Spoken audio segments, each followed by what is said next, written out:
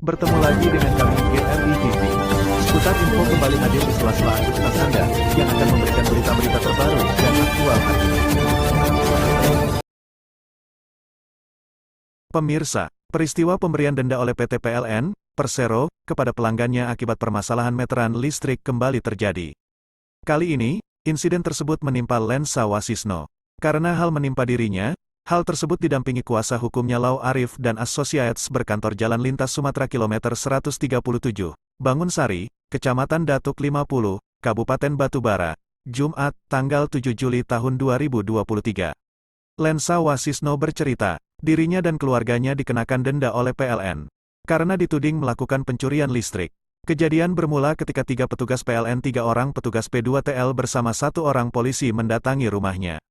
Kedatangan tersebut bermaksud untuk memeriksa meteran rumah Lensa Wasisno, karena dianggap tidak normal penggunaan listriknya. Merespons pertanyaan P2TL dari PLN tersebut, Lensa Wasisno menjelaskan, bahwa pembayaran listriknya normal-normal aja, kalau pembayaran saya naik turun saya tidak mengetahui, ucap pelanggan Lensa Wasisno. Jadi daya naik turun memang saya tidak mengetahui. Setelah kunjungan dilakukan, pihak Lensa Wasisno dituding melakukan pencurian listrik. Sebab segel meteran kendor, dan listrik rumahnya pun harus diputus, dan ia juga tidak menerima atas tudingan tersebut. Lensa Wasisno menegaskan, dirinya beserta keluarga tidak mengetahui penyebab kendornya segel tersebut. Ia pun mengaku bingung, kenapa hal tersebut bisa tiba-tiba terjadi. Padahal meterannya selalu dicatat oleh petugas setiap bulan.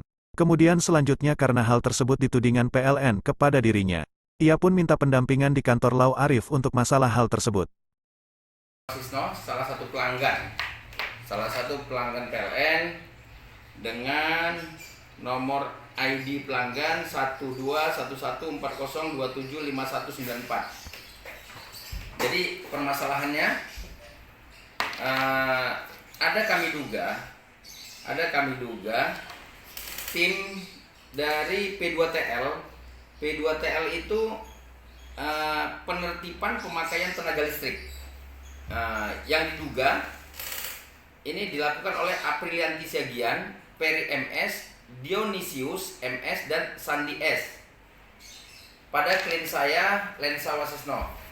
Ini juga saya jelaskan bahwasanya Lensa Wasisno memberikan kuasa kepada saya tanggal 6 Juli 2023. Jadi tanggal 6 Juli 2023 datang tim P2TL ke rumah pelanggan yang bernama Lensa Wasisno, yaitu klien saya. Mereka datang dengan alasan katanya karena dilihat pembayaran bulan ini terlalu kecil, yaitu Rp50.000 gitu ya, Rp50.000, sehingga mereka datang. Kenapa pembayaran itu terlalu kecil? Kemudian klien saya menjelaskan bahwasanya pembayaran itu memang tidak pernah sama, kadang 300, kadang 2,5, kadang 50.000, terus begitu terus. Kemudian kan kalau PLN itu punya tim pembaca meter namanya, kan dia bisa lihat. Pelanggan itu membayar berdasarkan data mereka. Kemudian mereka periksa, tim P2TL memeriksa KWH meter milik pelanggan, milik klien saya. Setelah diperiksa katanya ada ditemukan di dalam KWH meter dalam bentuk segel, masih tersegel, tapi KWH lama. Yang harusnya mereka sudah ganti, ini udah kadaluarsa. Jadi ada kerusakan pada KWH meter, katanya baunya kendor di bagian terminal. Sehingga KWH meter kadang berputar, kadang tidak. Kata mereka, kalau klien saya kan tidak mengetahui ini tentang KWH meter, karena bukan ahlinya mereka, ahlinya tentang itu, kan seperti itu. Kemudian karena ditemukan ada baut yang kendor, sehingga katanya kadang berputar, kadang tidak, sehingga mereka putus rampung. Mereka cabut KWH. Oh, itu putusannya, Pak? Iya, dicabut KWH, katanya diduga ada pencurian arus. Kalau memang ada pencurian arus, pada saat KWH meter dimatikan, NCB dimatikan, lampu semua padam. Tidak ada satupun yang menyala, tidak arus dalam. Berarti tidak ada pencurian di situ. Tidak ada pencurian arus. Kesalahan pada KWH meter. KWH meter kan milik PLN. Harusnya pada saat ditemukan ada permasalahan tentang KWH meter yang rusak, mereka perbaiki dong. Bukan mereka putus rampung. Setelah mereka putus rampung, kemudian pelanggan menanyakan, rumah saya gelap dong, saya kan ada usaha. Akhirnya disambung sama mereka. Kalau itu jelas pencurian. Disambung langsung, Pak? Disambung langsung tanpa KWH sama tim P2TL. Setelah disambung langsung, kemudian klien saya ini Didekati mereka, diomongin kalau datang ke sana sendiri saja biar kami bantu, bayarnya bisa cicil-cicil. Izin Pak, mereka yang bawa masuk itu siapa? P2TL ini tadi. Yang inisial yang bawa sebutkan tadi ya? Iya, yang saya sebutkan tadi, Peri MS, Dionysius, Sandi. Seperti itu, 3 orang itu. Kemudian dia bilang, datang sendiri saja, nanti kami bantu. Seperti itu, nanti bisa cicil-cicil katanya.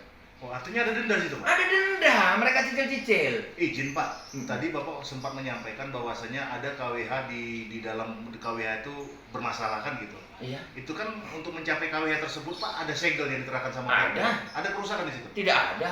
Jadi pada saat dipasang dulu, kalau KWH lama itu segelnya itu di samping. Iya Pak. Di samping KWH lama, di kupingan namanya dia. Di depan di bagian panel itu tidak ada. Jadi perlu diketahui bahwasannya di panel itu kalau dia pemakaian daya terlalu besar, dia panas, ini bisa aja terbakar. Bisa juga kendor baut-bautnya. Bukan karena dikendorkan oleh seseorang, oleh oknum. Jadi mereka jangan menduga-duga seperti itu. Ada kesalahan pada KW meter, dia benerin. Bukan dia paksa warga, dia putus rampung, dipanggil, diundang ke sana, disuruh bayar denda segala macam. Ini apa namanya? Gitu loh. Mereka mau coba-coba gitu loh. Jadi P2TL itu untuk ini catatan nih, perlu ditegaskan nih kepada PLN. Tim P2TL itu untuk memenuhi targetnya, mereka mensasar masyarakat seperti ini. Dianggap mereka tidak mengerti. Nggak boleh, jangan dibiasakan ini. Ini harus kita cegah. Perbuatan-perbuatan seperti ini nakal ini, ada oknum di sini. Sering Bapak temukan hal seperti ini? Banyak sekali. Laporan itu banyak? Banyak sekali, cuma mereka nggak bisa berbuat apa-apa. Karena kan memang kita bukan ahlinya di bidang istratir ini. Mereka yang tahu apakah ini kurang, ini lebih, segala macam. Mereka juga tidak pernah mensosialisasikan. Ada segel kok di situ. Jadi mereka jangan main putus rampung saja, panggil suruh tanda tangani. Kemudian ya udah nanti nego-nego suruh cicil segala macam, itu apa namanya? Jangan pelanggan itu disusahkan. Ya mereka bayar kan berdasarkan hitungan mereka punya tim yang namanya tim catat meter. Itu kan ada, mereka kan berdasarkan laporan itu dibayar. Jadi di mana salahnya pelanggan? Diputus rampung sampai sekarang. Udah berapa hari Pak kejadiannya Pak? Sudah 2 hari sama ini hari.